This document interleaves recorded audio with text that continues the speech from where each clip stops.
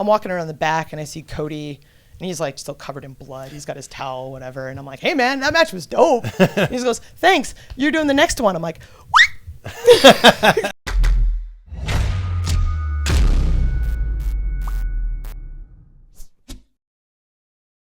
Yeah. Yay. Today's a big day. Very big. Yeah. Very, very big. It's like we've all been working towards this. Yeah. So it's like, the 4 shows leading up to this point, it's like it keeps getting bigger. Yeah.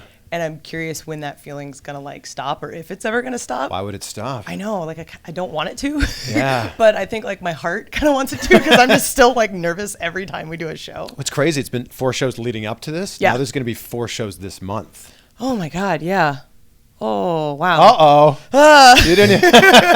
No, it's been interesting trying to figure out what like normal is now. Because my last job was like a Monday to Friday office, 9 to 5. Yeah. And now I'm like, I went to work yesterday, which is like going to the airport, flying all day. And then Wednesday is a show. And then Thursday's going back. I'm like, this is what normal is now. So the work week now, as we do quotations for people who are just listening to this, is Tuesday to Thursday, I guess. Right. And then occasional Saturday for Sure. pay-per-views. But I'm interested to see how this ends up changing as, we have the same conversation a year from now and 2 and 5, Yeah. As the schedules continues to ramp up, I would think. Yeah. I'm definitely interested to see where this goes just because like if you look at, what was it, October? So 10 months. Like this was originally just an idea. And I'm sure they were talking about it before January. Sure. Like, to know that it's gotten this big in 10 months, Yeah. like what's the next 10 months going to look Yeah. like? It's fascinating. And it's, it's live tonight on TNT. Even though we've been live every other time, it's like, I think maybe just because it's cable, like because my in-laws are texting me like, I saw you on a commercial. And I'm like, yeah, it's real. Like I've been telling you for months, this is a thing. Is that when it got real? I think it got real, like there's that moment where, so the refs kind of come down the side ramp and then we hop in the ring. Yeah. And then as soon as, at least this is for me, I don't know where it's real for other people, but like when the music hits for the first person, that's the moment of like, oh, here we go. Okay, we're doing this. This is real. Paige is coming out on a horse now. That's right. Yeah. So yeah, that's when it's real for me. And then like as soon as the bell rings, it's just work. Yeah. Well, how did this all come together for you? Oh God. Do you want to talk about like ref specific or like AEW specific? Let's talk AEW and then we'll get into the other stuff after. Like you've been reffing in the indies for a couple of years. For like 2 years. Yeah, which is that's pretty crazy. Yeah, to think it about. went fast. It went fast, real What fast. do you remember the date or at least the idea of when your first match was? July 7th, 2017. Okay, that's very specific. Yes. Yeah.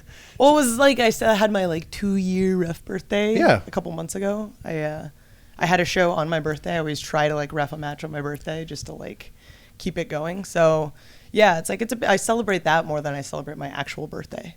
Well, I mean that probably makes a lot of sense. I mean, it's a life-changing thing. It's a part of who I am now, right? Yeah. Like it was a hobby, and then now it's my career, so it's part of my identity. Yeah. So it's an important day. Like I definitely bought myself some birthday cake ice cream. Nice. I know. What's the go-to ice cream flavor? So Halo Top has a really good birthday cake. My current favorite, because I went vegan right before Double or Nothing, so finding like a good ice cream is really hard because a lot of them are really gritty. Yeah. My favorite brand so far is So Delicious. Oh, They use cashew milk. Yeah. And it's so good. It's not, but let's be honest, it doesn't quite taste like ice cream. Like Ben and Jerry's was like my jam. So Jeez, yeah. And I know they've got non-dairy, but it's not quite there yet. Yeah. Not quite there. So you were not even 2 years into this when things came together with AEW. Correct. So basically kind of what happened, it was like right place, right time, like just purely like happenstance that it happened. It was December of last year and I was working a show up in Vancouver, All-Star Wrestling. Best city on earth. Oh man, it's so great. I lived there for a year. Yeah. I'm from Canada. Oh, nice. Yeah. I love Canada. I've been working up in Canada for a good chunk of the last 2 years. So. I'm sorry about that. Sorry. I don't actually, no one in Canada actually talks like that. They all talk like Sorry, that. What are you everyone. talking No. about? No, they're not. Take a boot to the face. That one's always fun. Yeah. So you're working in Vancouver. So I was working in Vancouver. It was just like some show in December or whatever. And like Frankie Kazarian was there. And I'm like, oh, that's interesting. Like, I think he was like Ring of Honor tag champ at the time. So like he had the belt.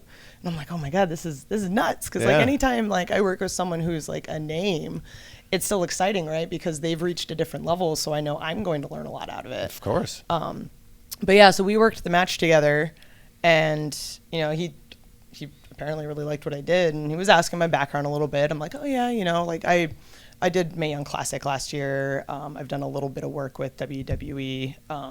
So I was talking about that a little bit, and we were just like, oh yeah, cool, just having like a normal conversation, not realizing that like 2 weeks later AEW gets announced. Oh like, yeah, this was this a job interview. I was like, oh, this is a plot twist. Okay. And funny enough, I think it was the 12th of January, I did another show up in Canada. And there was a couple guys that ended up getting pulled from the show because of contract related things. And Frankie Kazarian got booked to like fill in the spot. I'm like, huh, all right, I'm going to take a chance on this one. So I end up working with him again. And he asked for all my information. I mean, at this point, like AEW is a thing. Like we know it's a thing. Yeah. Literally a week later, I'm working at Defy in Seattle, and all of SCU was on the show. And that was the one where the Young Bucks show up. They save Joey Ryan. Right. Yeah. Right. So that was, I think, like the first one of those stretches. So I worked the match with SCU, and then as soon as I get through the curtain, we start talking Double or Nothing, and then it's just boom, boom, boom, boom, boom. Wow. Yeah, it was nuts. So I had known for a while before it had gotten announced, which is like when you know like a secret but you can't tell anyone. It's like the worst part of wrestling, where it's like, I know all of these cool things, but I can't tell you. But you just recently said goodbye to your day job. Right, yeah. I was working in software for the last 10 years. I was a video game producer. Which is also like pretty awesome. Yeah, like it's not a lot of people get their like dream job once, but I got it twice. So what I think some people might know that you worked in video gaming, but what specifically were you doing? I originally started as a programmer. So like my first couple games I was working on like tools pipeline. I worked on a lot of stuff on like Nintendo DS at the time. So you have very little memory space, but you have to stick a whole lot of art in there. So like basically writing tools that allow you to take these big art images and put them into little tiny ones and zeros. Wow. And then eventually I went into production, which is essentially you're the person who's herding cats and putting the schedule together. And defining like what it is that we're doing. Like if a publisher says we want these specific things on this date, then it's my job to break down what goes into all of that and make sure that we have the right people to do it. Oh, wow. Yeah. So it's a lot of like, honestly, there's a lot of crossover with reffing, because like there's nothing that I do in a video game where I point out and say I did that, because all of my stuff is on a schedule, and I can't like print out a schedule and stick it in the box. Like that's not how I ship anything. Sure. So to say that I'm a ref, like I'm there to help other people be successful. Yeah. So a lot of what I did in my prior career, I kind of took over that same philosophy and brought that to wrestling. Our video game, like when you work at a place where you're making video games, is it as fun as people think? People are like, you get to play games all day. I'm like, yeah, but the game's broken for like 3 years. Like right up until the very end. And then even then it's like day one patch. Like remember the movie Grandma's Boy? Oh, that was my college. Like verbatim almost. Like, I used to compete in DDR. We don't talk about that very much. That was many, many years ago. But like you definitely have like the guy in the trench coat with like the 10 monitors who's just leaning back and like typing. Yeah. And then like it's over the top, and it's a parody, but I mean it's parody for a reason. There's a lot of people. So what do you have a favorite video game? I'm a big Legend of Zelda fan. I'm actually playing the Link's Awakening remake right now. Okay. That's why I didn't get enough sleep last night, because I just finished the 7th dungeon. But yeah, like Zelda was the game that made me want to make video games. Like, I think I've played through Ocarina of Time like 18 times. I've played through, I'm a huge Zelda nerd. Do you have a favorite system? Oh, God. I think my favorite, like current favorite, is the Switch, because I feel like it's done everything that I loved out of Nintendo portables, but made it accessible, and it allows you to bring something powerful with you on the road, right? I was a big N64 fan. Like Diddy Kong Racing, Banjo-Kazooie, GoldenEye, Mario 64, like that was my childhood. Yeah. So you've said goodbye to the video game world now. I have. Well, if anything, like now I can like do it as a hobby. Yeah. Like I'm basically just swapping. You right? are. I could do video game making on the weekend. Yeah. And then do reffing during the week. Yeah. What is my life, man? What is your... Isn't this pretty crazy? It's weird. Yeah. It's super weird. But like, if we take things back just a little bit, you were also like doing some stuff for WWE before, which is, you would have only been a year-ish into your refereeing career. That was basically like, I think they originally reached out to me like a week before my like 1 year ref birthday. Okay. So that was like, okay, this is weird, and this happened fast. And I think at that point, I hadn't really thought about this as a potential career. I was just having fun, and like I always tend to pour like 100% into whatever it is I'm doing anyway. So by that point, I was already doing 2 to 3 shows every weekend, but it hadn't like clicked that, oh, this could be a thing. Well, because when you're year in and you're doing 2 or 3 shows, you're not making a ton of money. No, it's like you're making like $20. Yeah. Like maybe you're selling merch as a ref. Like there's a possibility there, but it's like you're maybe breaking even. Yeah. Like, 'cause I'm buying Taco Bell after the shows. I've got gas I need to pay for. Right. So it's like, you know, at this point I'm doing it for the fun of it. I'm not doing it to pay my bills. But they reached out to me because they were looking for another female ref for the Mae Young Classic. And so I went, I tried out. They liked me enough that they put me on TV, which was insane. And I learned a lot from them just because it's a massive company with a lot of history. They've learned a lot of lessons that they apply. Their ref team adapts to all of the different platforms they have. So I think a lot of my current success I have to attribute to them just because like the ref team down at NXT was fantastic. What's a tryout like? Do you actually go in and ref a dark match? So like my tryout was a little interesting because like you see videos of tryouts online where it's like a bunch of people and they're all doing roles and stuff. Yeah. Whereas I think my tryout, I was the only one there. And then on top of that, I show up Monday and they're like, oh yeah, just get into your workout clothes. We've got yoga this morning. I'm like, oh, that's cool. And then I go downstairs and there's DDP. And I'm like, oh, this is what we're doing. Okay. So literally my tryout was like, I'm going to do like DDPY for a week. And then I got thrown into a couple classes, learned how to ref. They have drills. And I ended up doing a dark match at NXT that week because it was a taping week. So yeah, that was essentially my tryout, is just kind of see how I fit with the team, how quickly I learn, how quickly I can adapt. Yeah. Because you never know what a locker room is going to be like. And a lot of it is you have this great, product that you're trying to do, but you really want good people behind it. Right. And that's like one of the things I really love about AEW is like everyone involved with the product is just so awesome. Mm-hmm. Like it feels like an indie locker room. Whereas everyone's just chill, super. Like I haven't met a single person I don't like. Yeah, everyone's cool. Now, is it interesting for you to be a year-ish in having this amazing success? Because there's got to be part of you that's going, this must happen to everybody. No, like I knew full well that I was the anomaly, and I think part of that too is like secrets out. I'm a woman, right? And there's not a lot of us. You are what?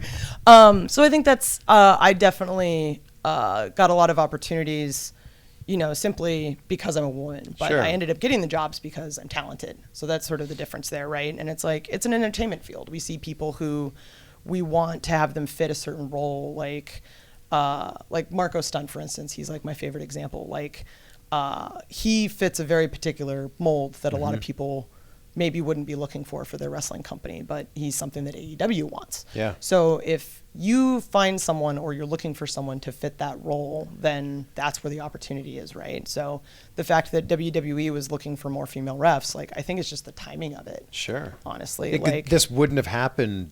No, 10 not at years all. ago. Not at all. So Yeah. it's like I basically got into it right at the right time. So it's not lost on me that like the amount of success I've had in 2 years, like that's not normal at all. Yeah. And I'm really super grateful for that. And there's a lot of things that needed to line up in order for that to happen. But, I'm pretty dang happy with the way things turned out. And you've been breaking through barriers. Yeah. And, you've, whether you know it or not, you've become a role model for a lot of women out there that are watching. I know it. I have like messages from parents like almost every day where they're just like, my daughter gets to watch wrestling and she gets to see this strong, authoritative woman on TV, like putting Jericho in his place. And like, there was this one dad who tweeted at me and he said, my daughter said, look, Dad, if I become a ref, I can ref the important matches too. Wow. And I'm just like, I'm not crying. I'm not crying at all. But that's like the interesting thing, right? Is like now there's this, it's one thing to be on TV, but I think that's the pressure I feel more because it's like now I have to be consistent because I know that there's all these people like looking up to me that potentially want to ref. Like I have a student currently who saw me at Double or Nothing, and she's like, wait, she's from Seattle? So she drives up 3 hours every week to train with me. Oh my God. Yeah. So it's like, that's awesome. Yeah. So there's like people like this now who like really didn't think about this as before. And, you know, AEW says wrestling is for everyone. Like, we've seen it, representation matters. There's a lot of girls now who didn't think reffing was a possibility. Yeah. Who are seeing me, who are seeing Jess, who are seeing all these other women kind of like come to the forefront in their black and white stripes. Yeah. And we're seeing it as like something that we can have a lot of women do now. Well, there was a point where it was, okay, you're a woman, you will ref the women's matches. Right. Or you're a woman commentator, you will commentate on the women's matches. Right. And I feel like a lot of that has to do with also there's a unique picture there. Like on the indies, the first time I'd work with a company, I always ended up getting the women's match. And part of it is how often do you have that picture where literally everyone in the ring is a woman? Like, it's a very unique thing. Mm-hmm. So I think from an entertainment standpoint, it makes sense. Sure. And I mean, like, there's a lot of badass women that I don't mind working with, so it's not like I'm complaining, right? Right. But I think it's as people realized, like, you're not going to hire this one ref for a single or 2 matches on the show, right? Like, you're going to give me like half the show the same way you give the other ref half the show because it's better for your dollar. Of course. As a promoter. So for me, I'm like, you know, I'll just do whatever. Yeah. And every match is different. Like, who knows what it is, right? I did an indie show this weekend that was like Orange Cassidy versus Sue Young, which was just hilarious. And then immediately following that was Chris Dickinson and Tom Lawler in this like grappling shoot fight. So it's like to have that like immediate juxtaposition of matches, like even on a wrestling card. Yeah. But to like be able to work with all the different types of people, like I think it's definitely like people don't necessarily think about that as much. I think that was an initial barrier thing. Like I heard a lot about that after Double or Nothing because I did Sammy Guevara, Kip Sabian. Yeah.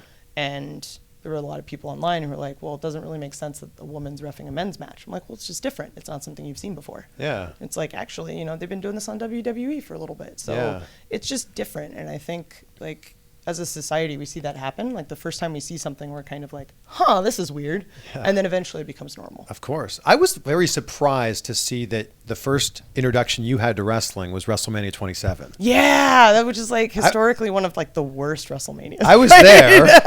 It was Miz and Cena in the main event with The Rock. With The Rock interfered, and then that led up to WrestleMania 28. Yes. There was just a lot of like silly things that happened. But so obviously you'd been aware of wrestling, but you hadn't. Like everyone knows wrestling exists, right? Like everyone's heard of Hulk Hogan, whether or not you've watched it. Sure. It's all right. Eat your vitamins, brother. Like, but essentially that year was the one that Stone Cold and The Rock came back, and all of my friends had watched wrestling as kids, so they're like, we should have a WrestleMania party. So we set it up like the Super Bowl. We had like our like potluck food, like this chili is great. cheese dip. Yeah, so I'm like, okay, this is great. We set up like prop bets. Yeah. Like who's gonna win like this and who's gonna win that. And I'm like, I don't know. I'm just picking random things.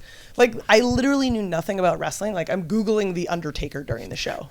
Like to give you an idea of where my wrestling fandom was at. Like who's this guy? Why are they talking about this streak? Oh, okay, now I get it. Yeah. Like this is a big thing. Yeah. And it was cool and interesting. And then I think that was the thing that got like my husband back into it, and he's watching for a little bit, and this was April, right? And then May, I come home from work one day and he's like, hey, I need you to watch this thing. I'm like, what is it? And I watched The Pipe Bomb.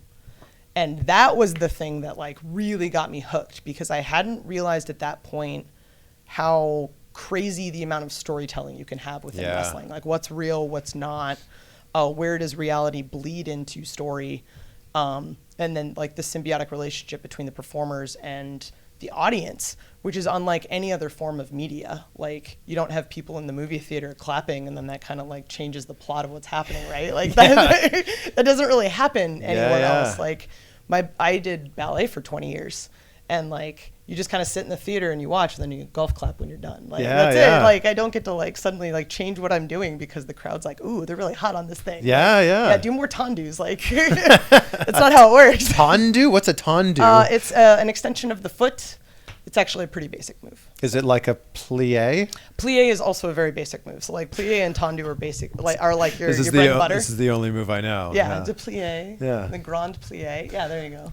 But yeah. So the Pipe Bomb got you into watching every week? Yeah, I started watching every week, and then as like guys like Daniel Bryan, who was probably like my original like favorite wrestler, I'm like watching him going, huh, okay, Google him a little bit. Oh, what is this indie wrestling?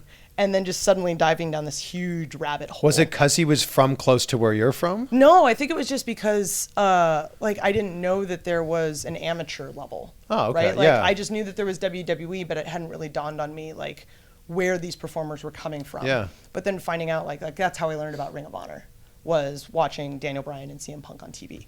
And then after that, you learn about Evolve and you learn about like New Japan. It's like, oh my God, wrestling's huge in other countries. Like, what is this? And then anytime I see a guy on TV, like I'd read up on them and then find out like, oh, like at the time, like Ricochet wasn't signed. Yeah. And then learning about like Ricochet and Will Ospreay and all these other guys, like Zack Sabre Jr. So I went into it deep. Like I traveled to WrestleMania twice. Which ones? I did 31 in San Jose. Yeah. Because it's not too far of a flight for me. And then I did 30, I think it was 32 in Dallas. Yeah. By that point, I was like all in on the women, and I loved everything that they did in NXT, and I loved that they were given like prime spots on the roster. So for me, that was like a huge thing to see. And then at the time too, like I was a big Cowboys fan, so I really wanted to see the stadium.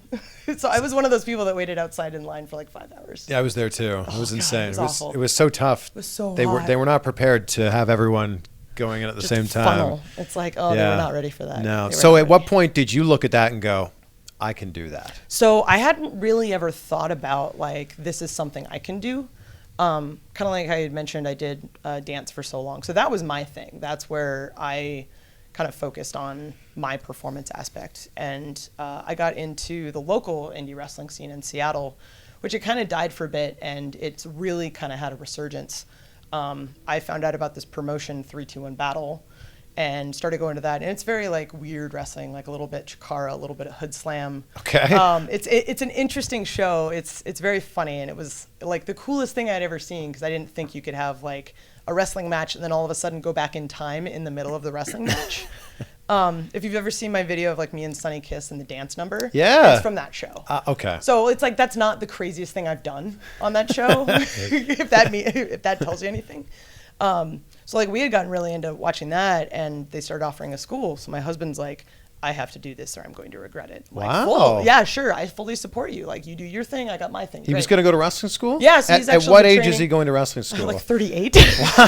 Yeah. Well, He's it's one of those, DDP. like, right. It's one of those, you can always try something, right? Like who course. knows how long you're going to do it or how far you're going to go, right? But Yeah. it doesn't hurt to try. Of course. So I was just happy like going to the shows and supporting him and like making all these new friends with like his wrestler friends.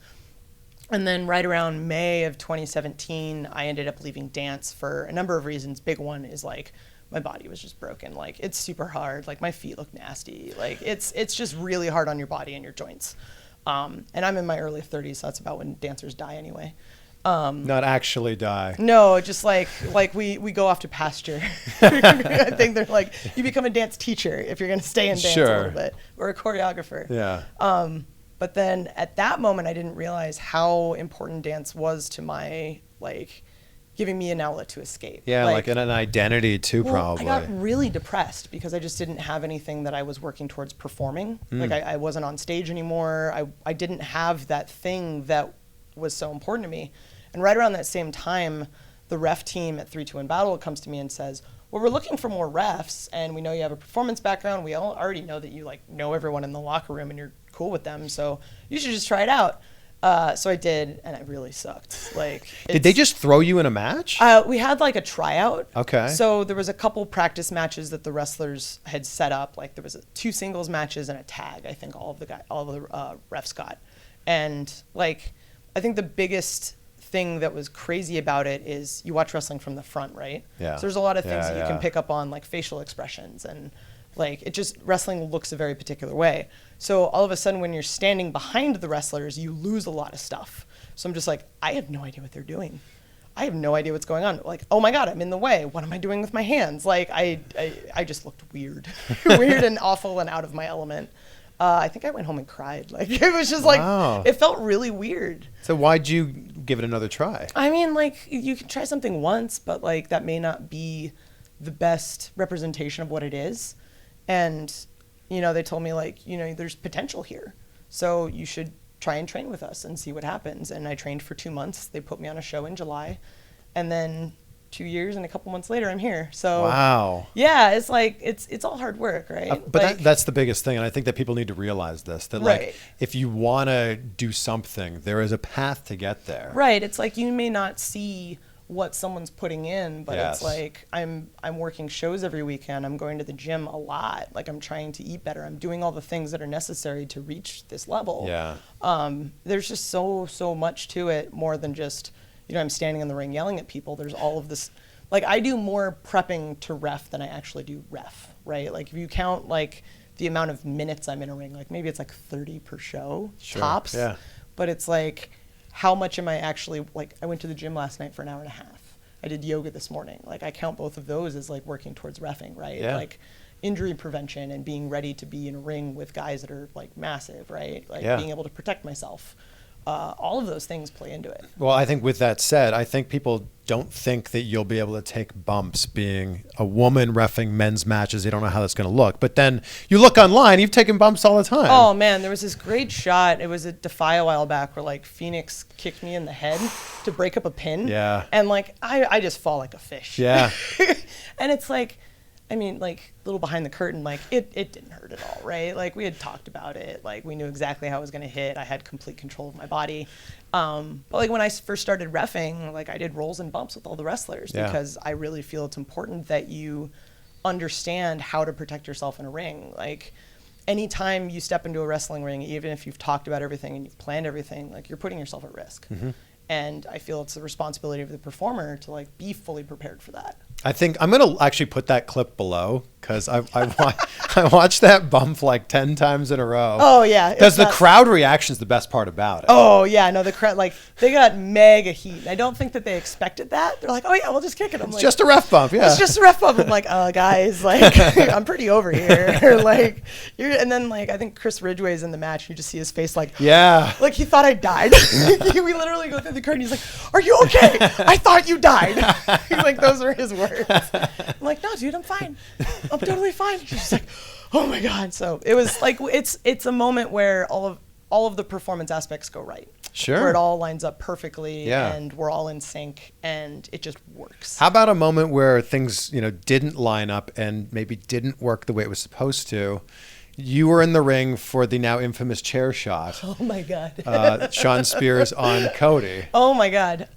So I'm going to open this with the Young Bucks have already admitted the chair was gimmick. Yeah, right? we had a long discussion Long about discussion it on our about show it. about how the chair was supposed to work. And They I said mean, it was supposed to be kind of like a cookie sheet. Right, and I understand like there's that element of wrestling, like what's breaking kayfabe, what's not. But it's 2019, right? Like when someone is concerned about someone's head bleeding, like they want to know like how bad was this? It's like, well, we took the precautions necessary to protect the people. We wanted this storytelling moment. Like whoever approved it, I don't know. That's above my pay grade.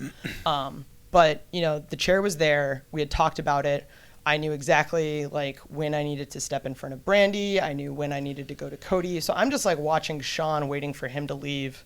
And then I look over at Cody, probably the same time as Brandy, and we're just like, oh, that's not supposed to happen. And I like go down and was like, is he okay? And I think Brandy asked me if like I'd brought a blood packet out or something. I'm like, no, I think that's his head. Like, so like it was totally not intentional.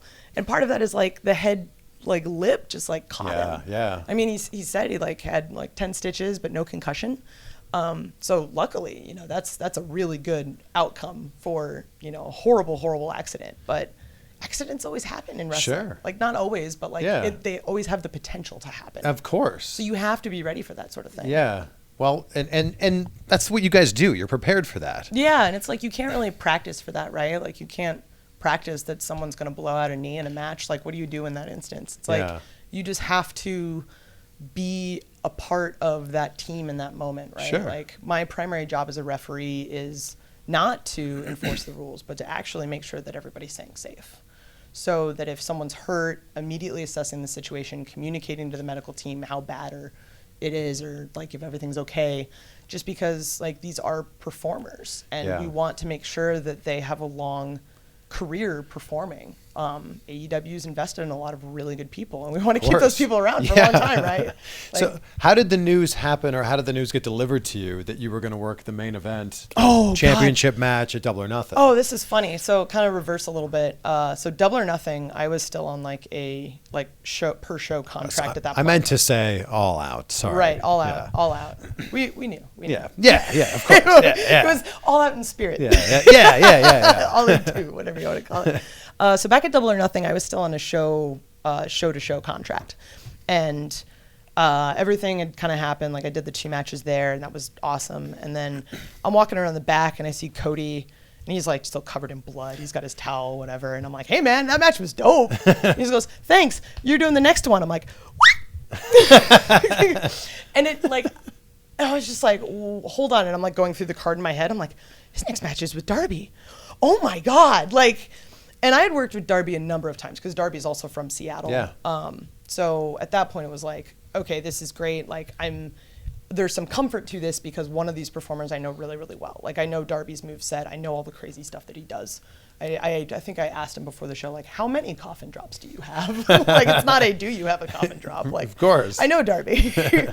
So then like Cody, Darby, and I do that match, and it's honestly like my favorite match I've ever reffed now. It's one of those moments where everything just went right, and the story we told or we intended to tell was exactly what we wanted to tell, right? So that night we went out to like celebrate a good show, and I think it was also Cody's birthday or whatever. And I'm just kind of sitting there like eating my fries or whatever, and I hear Cody talking to somebody like, "Yeah, did you see Aubrey? Like, she did really good. Like, definitely like loud enough that I can hear." I'm like, "Hey, thanks, man. Really appreciate it." He goes, "Yeah, you did great. That's why you're doing the Jericho match." I'm like, I'm like, hold up. Okay, this is crazy. This got really, really crazy really fast. Because I'm doing the math in my head, like I'm not even at 2 years that point yet. Yeah. I'm a week shy, so I'm like, this is insane. And I'm trying to remember, does Jericho Jericho has to have a match at Fight for the Fallen, right? There's no way they're gonna have me do the title. Oh, they're having me do the title match. This is nuts. So like, I seriously hit the gym and like did a lot of cardio and a lot of like shoulder lifts because I knew that belt was super heavy. So like that was like my like specific preparing. Because I mean, like we've all watched Jericho, right? Like I've seen how many Jericho matches. Like I don't think there's really much I could really study out of that. It's like it's Chris freaking Jericho, right? So yeah, that was. I knew for a little bit, and I was just kind of like, are they gonna like, are they really gonna do this? Like, is this gonna be a thing? And then show up at Chicago for All Out. We're like in line doing like medical stuff, and Cody's like, "Yeah, you're doing the main, right?" I'm like, "Yeah, man, I heard. Yeah, it's good." And I'm like way more chill about it now, less panicked, like squealing.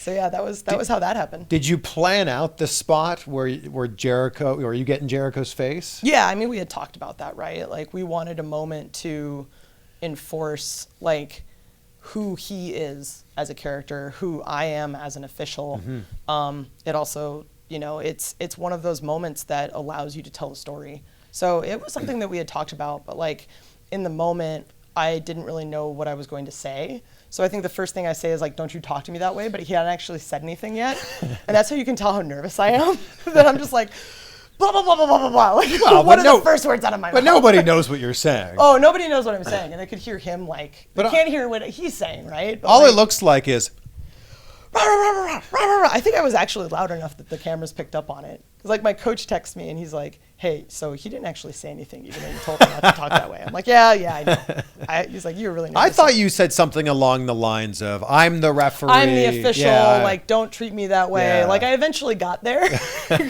which is very quick. I think the first thing out of my mouth was like, "This isn't right." But it served its purpose. It served its purpose. Yeah. I mean, like it got Jericho the heat he needed.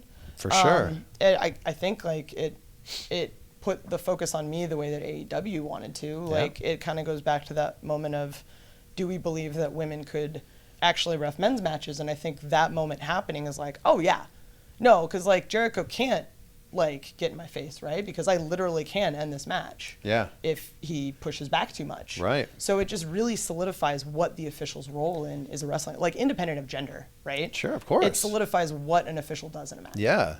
So if we take this back a bit, it was your husband who started in the wrestling training that led into you doing this. Yeah. Has your husband debuted? Oh yeah, he's actually Okay. like tag champ at 3 Battle right now. Congratulations then. Yeah, I think it's like Wow. his third reign. Like they're pretty over. Okay, that's great. He wrestles as Dante Smythe. He's like an 80s parody of a goth guy. This is my Legion of Gloom t-shirt. Yeah, okay. Yeah. So it's like I told you it was weird, right? But yeah, it's like no, he's having a good time with it. Have you reffed his matches? Oh, all the time. Okay. I think they have me do it on purpose just to like see like are they gonna break like. But I've had a lot of fans come up to me and go like, wait, you're married that guy? It's like yeah, you wouldn't know because we're both at work, right? Sure. Like the moment we're in Yeah. the ring, like, and that's at 3-2-1 Battle. I'm Girl Hebner. Like that's where that name came from. What a great name. Yeah. So that was I was trying to come up with like a ref name, and we had a guy named Wario Lopez at the time. And he had like the crinkly mustache like Wario, and it was painted black and white stripes. So I was like, I need a name that's better than Wario Lopez. And my husband was actually the one that came up with it. We're like getting coffee or whatever. He goes, you could be Girl Hebner. Like, well, discussion's over. Like, that's just too good, right? And it's like it's Gearl. Yeah, it's just literally Earl with a G. So that was always funny because then when I heard that Earl Hebner was announced for AEW, I'm like, oh, we're gonna broach this topic, aren't we? So what happened? So I get off the plane in Vegas. I go to the hotel, and literally within like seconds of walking to the hotel, I see Earl Hebner and Justin Roberts. And Justin Roberts, who I've never met before, goes, well, looky here. And it's Justin Roberts' voice. Well, looky here. It's Girl and Earl. And Earl Hebner kind of looks at me like not really like realizing. He's like, yeah, you're a girl. Yeah. You're a girl. Yeah, whatever. Because Earl doesn't know me. Like, Yeah. who the hell am I, right? Like, this is Earl Hebner. I'm just this little like 2-year baby zebra. So we get to talking, like we exchange pleasantries and stuff. They're having a conversation. We're just like, getting to know each other like as coworkers now, right? And at one point, Justin looks at me and goes, so you're going to tell him? And I look at Earl, and Earl's like, tell me what? I'm like, well, my name on the indies is Girl Hebner. And he goes, oh, that's funny. Oh, how do you spell that? Like Gearl. Oh, that's good. Oh, that's clever. I like that. And then we took a picture, and it was super fun. By the end of the weekend, he was calling me G Hebner. So I think he approves of the nickname. That's fantastic. Yeah, so could have gone completely differently. So I'm glad it was with the most positive route possible. Although Baby Zebra might be the best thing you've said in this whole interview. Oh man, yeah. I mean, like refs are always zebras, right? Like we got the black and white stripes. Baby Zebra. Well, I mean, compared to the rest of the ref team, right? Baby Zebra. Well, that's the intimidating thing is I'm looking at all these guys that are getting announced. Like Paul Turner's been with like Ring of Honor for how long? Like he's got this incredible background, this television experience. Rick Knox is like one of my idols. Like I learned so much from him on the indies. Bryce Remsburg, like he's the friggin' GOAT. And then like I get announced, I'm like, hi. Like all these guys have like over 15 years of experience minimum, probably more. Like I'm probably not even doing them justice. So like for me to be announced along with them in the same fashion, I was like, whoa, this is insane. Yeah. And that was probably the thing that was the most coolest out of the gate was I'm just treated like any other official. Like I get announced the same, I get treated the same. Yeah, as you should. As I should. I just spend more time in the makeup chair. Like that's really the only difference. But honestly though, that brings me to an interesting point. Like how much makeup do you want to wear? Because you want to be feminine, but at the same time want to be authoritative. Right. There's this interesting balance. Right. So that's been kind of one of the things that I've been working with and trying to figure out the entirety of my career because referee is obviously a very masculine role, right? There's not a lot of ladies. So finding out how can I add my own little personal twist to it without taking away from the match, right? Like I paint my nails every show, and they match the color of the poster of the show that I'm on. Which, like WrestleMania weekend, I brought like 12 bottles of nail polish because I'm like literally in the New Jersey train, like changing my nails. Like it's ridiculous. It was a really bad idea. I didn't plan out the long-term nature of that. So yeah, I've got red and blue today for the Washington DC show. And then like I wanted to wear makeup because I'm a performer. Like I always wear makeup and dance because it looks better in pictures and it looks better on film. Yeah. With all the lights, I don't want to look washed out. I want to have facial features that are present because that's how I tell a story, right? Like how I'm reacting to things. So the makeup is completely intentional, but at the same time, I'm like, how do I look a little bit more feminine? Well, it's like, well, the lady wrestlers are all wearing, they got fake eyelashes, they've got their lipstick and stuff. I'm like, I can do that too. Like, I'm just gonna kind of present myself the same way that they present themselves. And then like putting my hair back in a ponytail is like more of a functional thing, just because like reffing with your hair in your face is a little difficult, right? Like you can't really see anything. You become like the girl from The Ring. I know, jeez, oh my God. And it's an easy way for heels to like, cheek if I can't see, because I've got like a massive amount of hair. There it is. But like I get my clothes tailored to like be a little bit more feminine cut. So it's just little things like that. And I think part of that is drawing the focus that, I am a woman doing a traditionally masculine role. So how does a woman present herself in that? It's an interesting place to be because it hasn't really been done a lot before. Yeah. What do you think was the biggest tip that you were given from going to the indies to then going to shows that had TV cameras? Ooh, the biggest thing with TV cameras is to not like stand in the way of the roaming cameras. I'm sure those guys get a lot of like, I call them zebra butts, where like they're just standing there and then like a ref stands directly in front of them, and I'm like, I feel so sorry, guys. Like, because I'm trying to keep track of the hard camera, the two roaming cameras, the photographers, and the wrestlers all at the same time. And like I do my best, but somebody ends up getting screwed. Sure, but also there's enough cameras, especially at a show like AEW, where if they're gonna catch the angle they want, of right? course, like let's hope, right? I don't want to make anyone's job harder. I think that's really the big one. Like a lot of the lessons that I learned from the indies, like immediately translated, right? Like from a wrestling standpoint, it's just at a higher level with people who have been doing it for longer. But I think with like the cameras and the lights, like timing is everything, right? Like if you have 2 hours to broadcast, like you cannot have a match go over. Whereas I think like indie shows are notorious for starting like 15 minutes late, right? Always. Yeah. So it's like, no, you got to start on time. You got to end on time. You got to hit your times because we don't want the main event like not on TV. Yeah. Because everything else went over earlier, right? I think they talked about that at All In. Like the main event was supposed to go 25 minutes and it ended up going 8. Yeah. Just because everything else ran so long. So it's a thing that happens. So I think being more pushy about that, like, guys, we're literally running over. Like, I need you to finish this match. Yeah. Like, but how do you relay that to wrestlers without the cameras catching you being like, the match needs to end now, guys? Oh man, so we'll talk about some secrets. But like, okay. like if I'm talking like submissions, I'm like, do you give? Guys, you got 2 minutes left.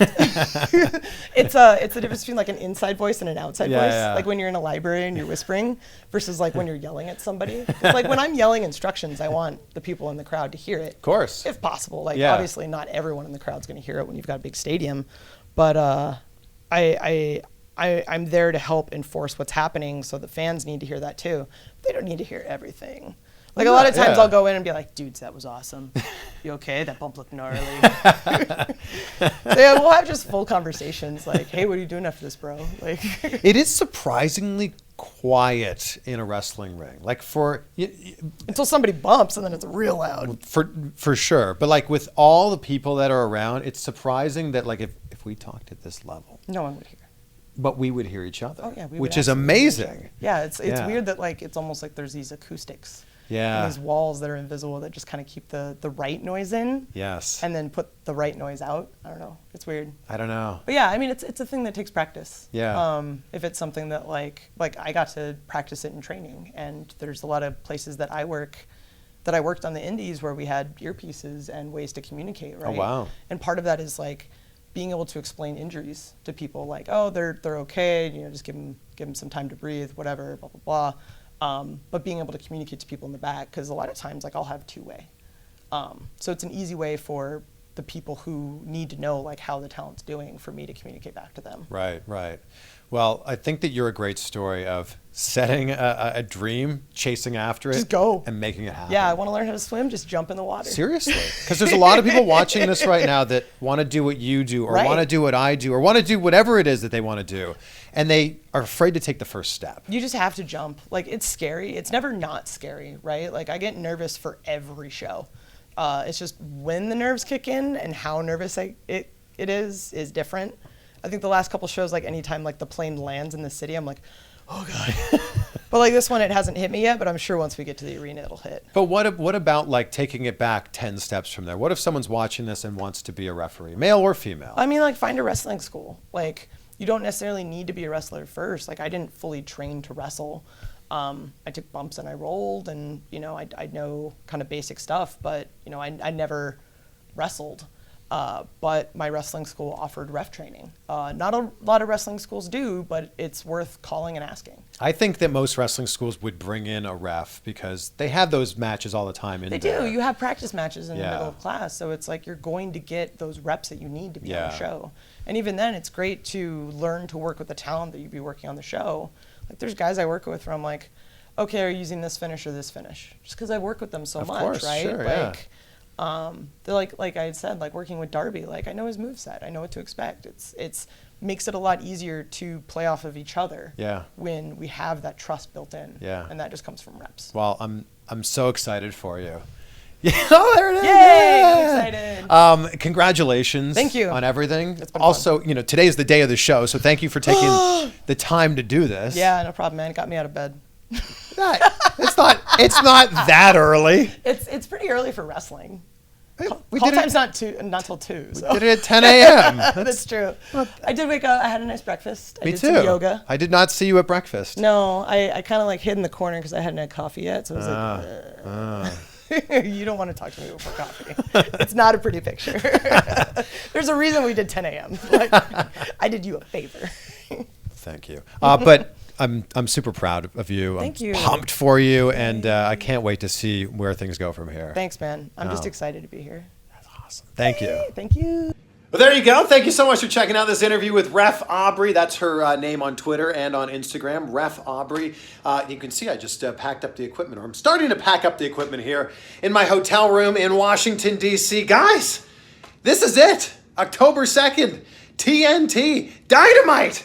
It's tonight, and if you couldn't tell by the yelling that I was just doing there, I'm pretty jacked up about this. I'm going to be on the show, and this is a dream come true for me to be part of this. So just uploaded the interview here, heading to the arena in just a few minutes, actually, here. Well, I got to change because I'm not wearing a collar and elbow shirt here. So as I go into my closet here, we got some suit selections for tonight. So, yeah, when you watch Dynamite tonight and you see probably this suit, black suit here, you'll go, oh yeah, that's the one that Chris showed us. It's actually a custom suit, and all the custom suits I put a little like monogram in there. You can put anything you want. This one, I think it's actually really fitting that I'm going to be wearing this jacket. It says, this is a Tony Robbins phrase. It says, decisions determine destiny. And I think a lot of people think that luck decides what's going to happen.